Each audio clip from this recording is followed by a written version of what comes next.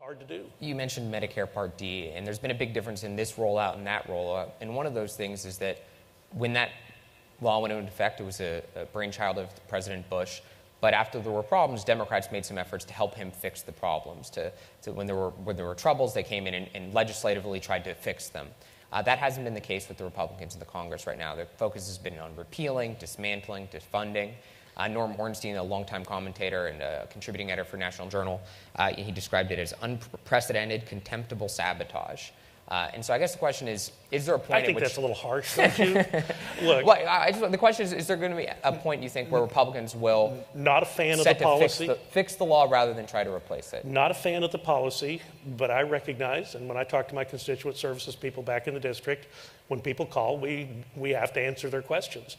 I spent a morning down at the Region 6 HHS office down in downtown Dallas.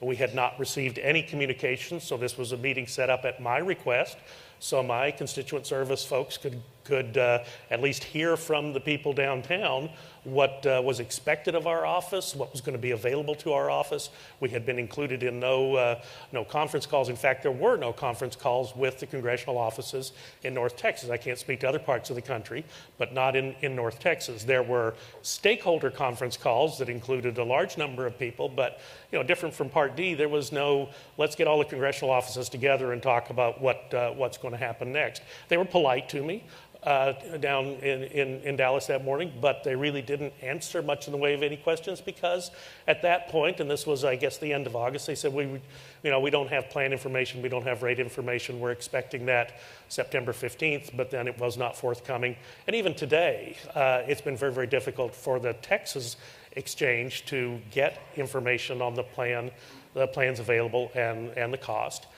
One of the things you talk about is me being opposed to the law, but look what the president himself, look what the White House has done to this law. Sure, members of Congress have repealed it and tried to repeal it a number of times, 7 of which, by the way, have been successful. You don't have the 1099 problem anymore. The Class Act is gone, but not forgotten, and various other little pieces have been picked off and actually signed into law by the president.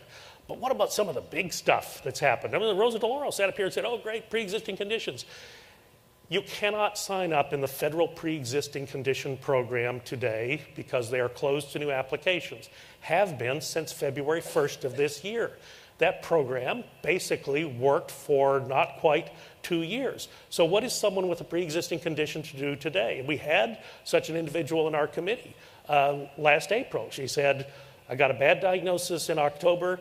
I knew that this federal pre-existing condition program existed. I knew I had to be uninsured for 6 months, so I did the best I could trying to cobble together and keep my medical bills current, and then showed up to get this as federal pre-existing program, but the window was closed. We're not going to take any more people. Why? Why didn't the press write about that? Why didn't they hold the president to account? This was one of the, he calls it his signature piece of legislation, but this was a big part of it. The pre-existing condition problem itself was it was oversold. We were told there were 8 to 12 million people with pre-existing conditions, but as you know, the large group market, that's not quite the same problem as it is in the small group and individual market, such that by the time the Supreme Court ruled in June of 2012, the number of people in the federal program was less than 100,000. It was a manageable problem. It was something that could have been taken care of, really not with legislation that restructured healthcare in this country from top to bottom. It was something that could have been done administratively in an afternoon had people just simply the desire to do it. But what about the out-of-pocket expenses? Rosa talked about no longer are people going to be bankrupted.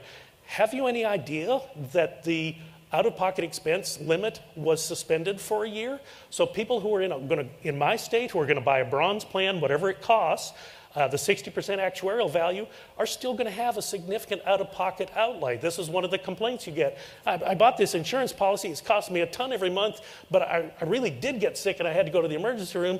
They charged me $1,500 on top of what I'm already paying. These are the stories that you're going to continue to hear. People who've never had insurance before, great. They'll have insurance. They'll understand the problems that exist that the rest of us have experienced when you have insurance. It is expensive.